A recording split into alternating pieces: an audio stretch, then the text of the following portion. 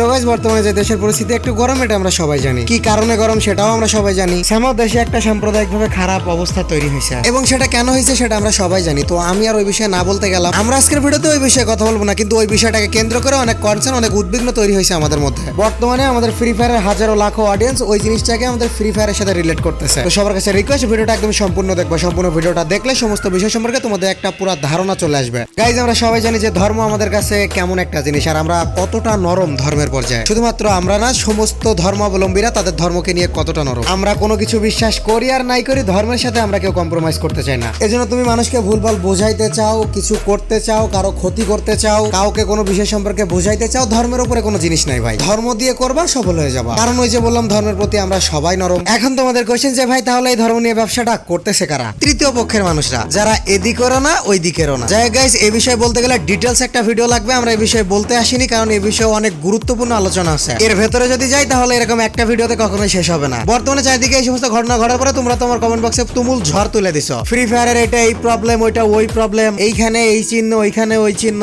এখন যদি আমি ফ্রি ফায়ারের সমস্ত কাজকর্ম নিয়ে বিশ্লেষণ করি as compare to other game, অন্যান্য গেমগুলো যদি তোমরা দেখো, যেমন call of duty, prince of Persia, sand of time, even পাবজিও, এসব গেমের মধ্যে কিন্তু হিউজ স্ট্রাকচার আছে যেগুলো গেমে গেলেই চোখে পড়ে, যা শুধুমাত্র ইসলাম না, বিভিন্ন ধর্মকে একসাথে ছোট করে। প্রিন্স অফ পার্সিয়া গেমের স্টোরিটাই কিন্তু threat for Islam. But free ফায়ারে এসে আমরা যদি দেখি, তাহলে ফ্রি ফায়ারে বিভিন্ন সময় বিভিন্ন মিস্টেক এবং বিভিন্ন অনেক কিছু হয়েছে, কিন্তু যখন আন্দোলন করা হয়েছে বা সেই বিষয়টা সম্পর্কে জানানো হয়েছে, সেটা চেঞ্জ হয়ে গেছে। আর এইখানে as compare to other game, তাদের স্ট্রাকচারটাই ওইরকম। অর্থাৎ ওই গেমগুলো খেলতে গেলে তোমাকে ওই স্ট্রাকচার ওইভাবেই পূরণ করে, ওইভাবে কমপ্লিট করে সামনে এগোতে হবে, যা কখনো পরিবর্তন আনা পসিবল না। বাট যখন আমি ফ্রি ফায়ারের দিকে আসি, ফ্রি ফায়ারে মাঝে মাঝে একটু বিভিন্ন আপকামিং জিনিসে প্রবলেম হয়, যেমন সাপবোর্ড, বিভিন্ন ড্রেস আপ। বাট যদি এটা অফিসিয়ালস দিয়ে জানানো হয়, তাহলে কিন্তু ঠিকই এটা ঠিক করে দেয়। আর এইখানে সব থেকে বড় একটা বিষয়, বর্তমানে তোমরা একটা জিনিস আমাকে কমেন্ট করে বারবার জানাইতেছো যে ভাই, ফ্রি ফায়ার গেমের মধ্যে যদি আমরা কখনো চ্যাটে আল্লাহ বা অন্য কিছু লিখি, তাহলে সেটা শো হয় না কেন? আল্লাহ লেখা কেন আসতেছে না? ইসলাম সম্পর্কে কোনো লেখা লিখলে কেন আসতেছে না? তাহলে কি গেরিনা আমাদের ধর্মকে ছোট করতেছে?